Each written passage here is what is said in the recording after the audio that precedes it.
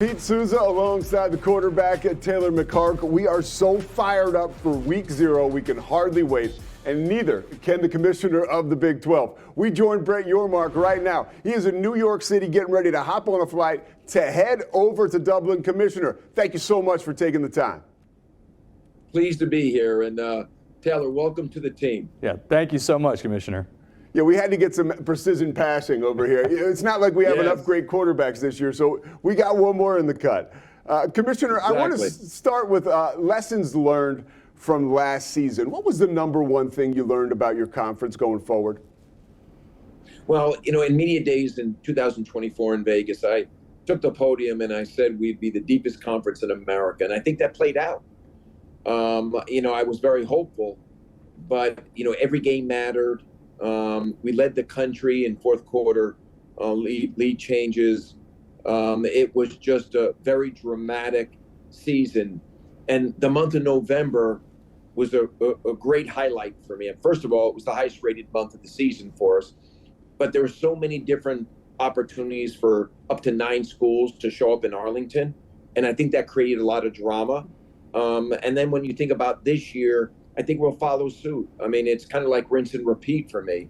We are the deepest conference in America this year. We are the conference of quarterbacks with 9 quarterbacks returning. So I think we're building on what we established last year foundationally, and I'm very excited for the upcoming season. Commissioner, when you look at the week 0 matchup, right, a marquee matchup will be on in households and streaming devices all over the world on Saturday. How important is that for the conference to be on such a stage, week 0, right, kicking off the college football season in Dublin? Well, I like the opportunity to play during week 0 because there's more clear air, if you will. Obviously, we're in Dublin. I'm on my way late tonight, and excited for a top 25 matchup, which is the first time ever in that game where you have 2 top 25 teams. With K-State and Iowa State. And then on Saturday, obviously, we have Kansas playing. So week 0, generally speaking, I'm in favor of because of the fact that, you can be on that biggest platform and kick off this season. And there's some open air when you think about who's playing and who's not. Globally speaking, I've been a big advocate since I've been here to say that we globally have a real chance to be a destinational conference. And I think opening up the Big 12 on a global stage provides obviously brand value. There's recruitment there, enrollment. Obviously for the student athletes, it's a great cultural experience, great way to rally donor support. I've been told that this weekend in Dublin, both schools sold about 10 to 11,000 tickets to their fans and donors. So playing globally, I think, has a lot of value. And I'd like to see us take advantage of it when it makes sense. Now, next year we'll return to Dublin with TCU hosting UNC, so that should be great. And then there's conversations about other markets also. So excited about seeing where we can go with football, but basketball presents a real opportunity internationally too, and other sports as well. Commissioner, when you think about this season, what is the identity for this conference in 2025? Deepest conference in America from top to bottom. You saw the rankings.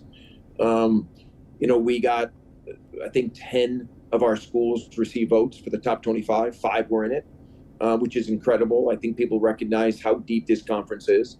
I think we're also the conference of quarterbacks. 9 returning quarterbacks will make it very, very exciting. And then we have some newcomers at that position as well. So I think that's kind of our identity. Every game matters. Every quarter matters. It's going to come down to the last couple of minutes. Each game is going to have its drama. I do see high scoring just given where we are at the quarterback position. So really, really exciting. And again, I think we're building on some of the momentum that we had last year when you had 9 schools heading into that last game of the regular season, all vying for a spot in Arlington. Commissioner, you mentioned the depth of the conference. You mentioned the marquee quarterbacks. Things like that obviously propel this conference into the college football playoff picture. How do we get more Big 12 teams into the college football playoff? This year, I could see 2, quite possibly 3. Well, I think you got to win the big games. You got to win, and you got to perform on the field. And I've said that to our ADs. Everyone's investing. You got huge media platforms to tell your story.